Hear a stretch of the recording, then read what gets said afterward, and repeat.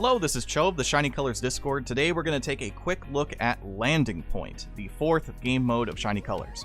This is not the full guide. There are still a lot of features that are not necessarily brought up in this. The full guide will be done a little bit later.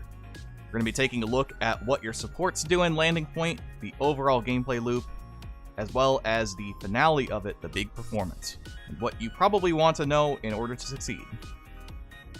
First things off, we have supports. The support gimmick of Landing Point is Proficiencies. There are 5 different proficiencies a support can have: vocal prowess, stability, expressiveness, focus, or teamwork.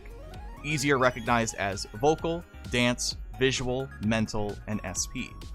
A support card can have 1 or 2 proficiencies, and the amount of proficiency they have depends on the support card's level. They can have 4 proficiency points between level 1 and 59, 60 through 69 is 5, 70 through 79 is 6, and level 80 is 8. So ideally, bringing along your highest leveled supports will make the mode a little bit easier. I recommend that, similar to TFD, you bring along a nice balance of proficiencies, maybe at least 2 to 3 different ones, focusing mostly on the stat you want to raise, and then some additional stuff such as mental or SP, which will help out in the long run.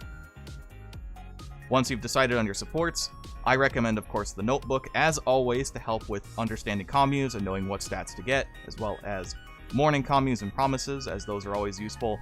The healing tarts are very useful as well, much like the other major game modes like Grad. The trouble charms are also not bad as well.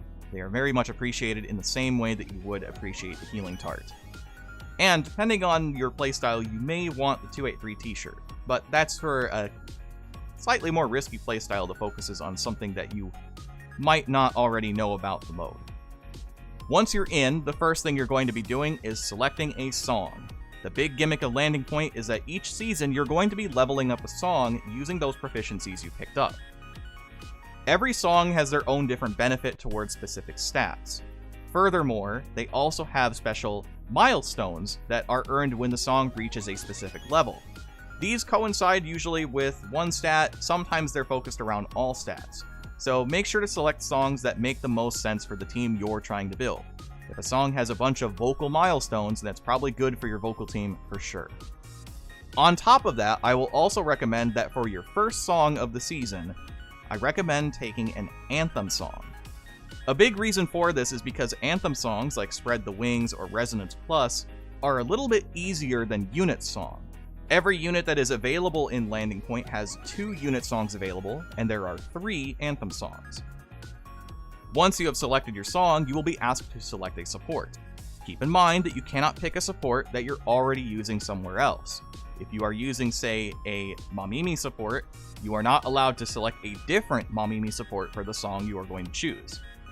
Of course, picking your highest leveled support makes the most sense, but I also agree with having dual proficiency supports as well. So try to find a balance between the two, or maybe take some time to level up some other units to make the most of this last support here. Once you are into the mode itself, here's where Landing Point gets a little tricky. At the top of the screen, you will notice there are now a bunch of levels. Songs will have milestones up to level 50, and have proficiency levels in each of the 5 stats that can go up to a possible 20.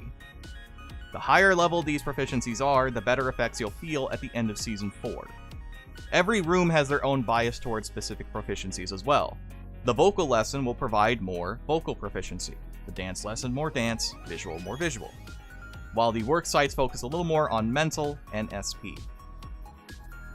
However, one of the other really important factors of Landing Point is that all songs have missions. Remember how I said earlier that anthem songs are a little easier? That's because there are 3 types of difficulties of missions: 1-star, 2-star, and 3-star. And the anthem songs have the highest number of 1-star missions. They're great for easing you into the mode, and are relatively simple because they can be finished within usually 1 to 3 weeks, depending. The benefit of completing these missions are that they increase the effectiveness of your proficiencies, whether that be in specific rooms or with your supports, wherever they may be. This is key to getting high levels and experiencing some of the better effects of Landing Point in the mode Fest Tours. Missions that are completed will be checked off of the major list and cannot be brought up again, so you'll only be able to complete them one time per run. However, some missions can overlap between songs. The effects of each of these missions will last usually from anywhere to 1 to 2 weeks, and some have some great effects. Most notably also, missions can stack. If you're able to complete 2 missions at once, you'll experience both their effects at the same time. This is another key aspect to making sure that you can level up in Landing Point efficiently. Also at the top of the screen, you may see there is a level counter. Each of the seasons has their own level recommendation. Season 1 is 15, Season 2 is 20, and Season 3 is 25. You don't have to meet these levels, but you will suffer a tension penalty if you don't meet them. If you do meet the recommended level, you will gain bonus fans, stats, increase your tension, and recover stamina. So it's a big incentive to keep up on it, and is also a good sign to tell if the run is going well or not.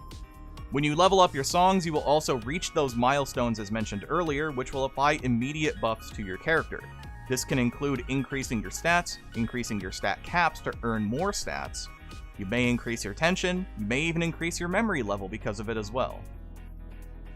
So it's always a good idea to keep those levels in mind. The loop will continue in the 2nd and 3rd season. You'll select a new song and select a new support to benefit it, and you'll just continue to level it up, while clearing as many missions as you can. Season 4 is where things get a little bit different. That level recommendation goes away, and now you have the ability to shift between any of the 3 songs at any given moment. This also means now you're technically balancing 9 missions. A key point about these missions too is that you're able to shuffle them once per week, with the gray button next to each mission. Once you click on it, you'll be able to shuffle it with any mission you have yet to complete. So if there's a particular mission set that you don't like, or you know you won't be able to work with it particularly well, it's great to shuffle it out when you can. As for the missions themselves, they're relatively simple. They usually apply to specific rooms, and the easiest way to check is to just compare the first few characters of each mission with specific rooms. If you don't see any correlation between the mission title and any room in particular, it may pertain to your promises, your morning communications, specifically your perfect communications. It could be rest. It could even be the tension of your support idols. There's a lot of different ones, and we're doing our best to get all of those listed up on the wiki as soon as possible. After you deal with the chaotic mess that is Season 4, you will enter the actual Landing Point event. On this screen, you will have the ability to shift between any of the 3 songs. You can set the order of which you're going to be playing, with the leftmost being first, central being second, and rightmost being third. On this screen, you will also see the fever bonus on top of the levels that you earned for each of these songs. This fever bonus applies during the performance and is a huge buff to all of your idols as well as your AI partners for these 6 turns. These effects can focus on either one stat or all stats. Personally, I would say that all stat fevers are usually the most useful for passing the mode, so it's a good idea to keep in mind what songs have an all stats fever bonus when you're selecting your songs in the first 3 seasons. The text next to each of the levels also represents the bonuses that you've earned by leveling them up. The higher level each of the main 3 stats are, the higher the bonus you earn by taking out a judge. However, the mental and SP tabs will increase this generically as long as you satisfy normal fest bonuses, such as top appeal or bonus appeal. Once you have finalized your order, you'll go into the performance. At the top of the screen, you will notice the voltage gauge, which represents the fans' satisfaction towards the event. Filling this up just depends on how much damage you're dealing to each of the judges. Bonus stars and any of the normal fest effects will fill the voltage meter. And as mentioned before, the higher level your proficiencies are, the more effective raising this meter will be. Your goal is to fill the entire bar by the end of the 3rd song, and you will have 6 turns with each song to raise the bar as much as you can. The 2 dots at the top represent good checkpoints to reach. The first dot will activate your fever bonus, and the second dot, once reached, will end the song where it's at.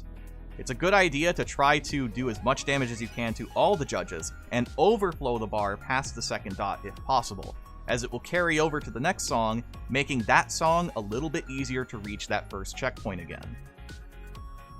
If you are able to fill the bar completely by the end of the 3rd song, you will complete Landing Point and get a nice bonus for it too. In terms of what songs to have in which order, it usually just depends on what level makes the most sense for you. If you think a weaker song at the beginning makes more sense, or maybe have it in the middle. A strong song at the beginning to give yourself good footing for the second song. It all just depends on playstyle. So feel free to experiment and see what works best for you. And that's more or less it for Landing Point. It may seem a little long, hopefully it's not too excruciatingly long, but I guess that more or less covers it.